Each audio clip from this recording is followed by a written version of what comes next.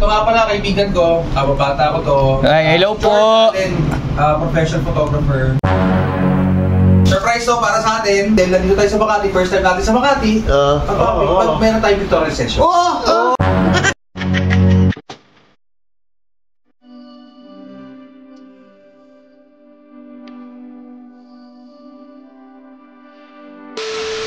Napakaganda talaga dito sa Maynila, no, pre, no? Wala, pre. Gagala lang tayo, eh. Ang ganda pa ng suot mo. Ay, nasabi ni Gelo. Ganda, suot na daw yung pangmatindihan. Magsuot na kayo ng pangmalakasan. Eh, ikaw, pangmalakasan na ba yan? Patingin nga. Buti naman. Pangmalakasan mo na yan. Ang angas, ah.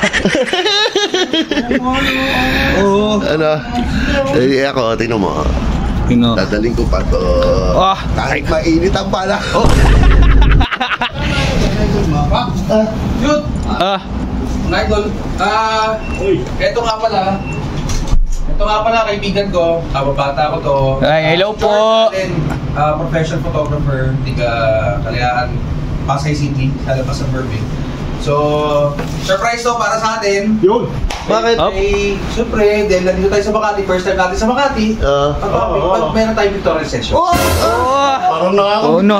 Kaya pala sabi, suot na yung pandi. Opo, pre, sakto yung jacket mo, no, pre? Kaya lang, wala akong sapatos. Okay lang yan. Diyan kasi hindi naman sinabi. Forma na agad ako. Tinan mo naman ang datingan. Ano na forma? Tinan mo. Asan? Hindi pa daw siya ready. Hindi pa ready. Hindi ka pa ready, kuya. Ang lakas na kabinatan yan! Opo, pre. Ano mo mga forma ng Kuya Jason? Kaya pala sabi, pumorma ng matindi. Dapat ginandaan ko na pala suit ko, pare. Hindi pa maganda yan. Pati niya. Hello, kung alam lang ni Gil na pictorial. Ang ganda-ganda eh. Ano na? Kung alam pala ni Gil na pictorial, nagsipili dapat si Gil.